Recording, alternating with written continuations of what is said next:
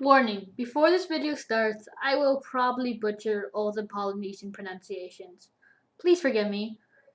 Hello Aqualandians, it's me, Yamikatsu, the Aqualandian historian, back with another history video. Today we learn about a civilization in the middle of the ocean that built a huge stone city in a lagoon. So today we learn about the Venice of Polynesia, or Nan Madol. Nan Madol was built on the island of Pohnpei, which is now located in the modern-day country of Micronesia. So the first settlers were probably the Lapita culture from the Solomon Islands in around the 10th century. This island was in complete anarchy until the Sadler dynasty took power on the island. There's also a myth on this I might cover later. The Sadler dynasty took control of the island and united the Pohnpei culture. After this, they started the construction of a great city in 1180 AD to 1200 AD. Nan Madol was built on a lagoon and was made of basalt. Just to clarify, they built this huge city in the middle of the ocean.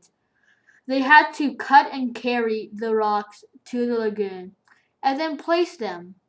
These people built one of the most amazing cities in the world with just basic tools. They just casually built this. I'm like, what are you guys doing?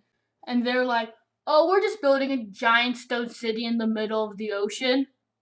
No big deal. Like, seriously, the guts of these people. But anyway, the royal family resided there and rituals were performed in the city. They also have influenced the city of Lelua, which is also extraordinary, but it was not built on a lagoon, so we'll just ignore the existence of this city.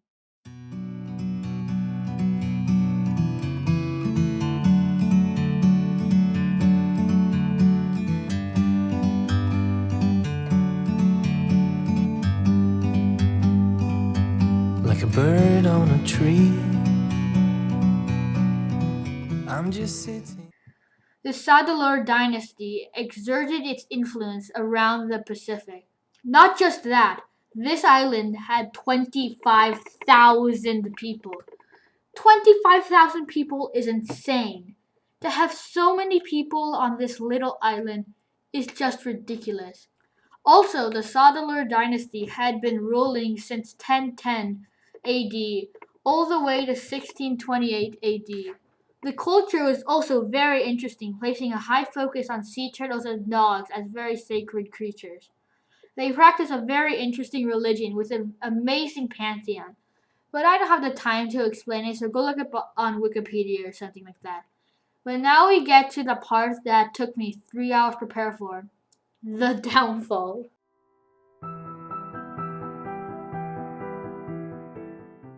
So this part is partly legend, but is the only explanation to the downfall of the dynasty, and is pretty likely. So the Sadler dynasty has become pretty corrupt and oppressive. They have lost the blessing of the Thunder God. Why? I can't say, because I don't want YouTube to beat me up and send me 4 million emails. But anyway, a man named Isokelikel. Now this man is the bane of my existence. Stop. Before we go on, I know he's a hero to the people for toppling this oppressive regime.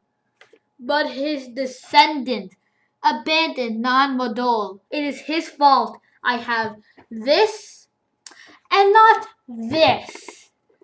By the way, I have nothing against this man. But why must your descendant abandon the city?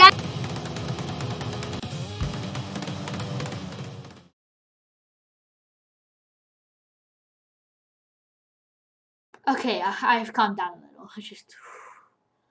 So, what was the legacy of this city?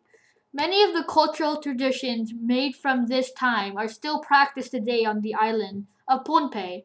They also spread their culture around Polynesia. Modern-day chiefs of the island of Pohnpei trace their ancestry back to Isokelikil, and they left a wonderful cultural tradition that's rich and beautiful. But the city is in ruins now and is beyond repair. To watch more of my cringy Minecraft videos, click on one of the videos on screen.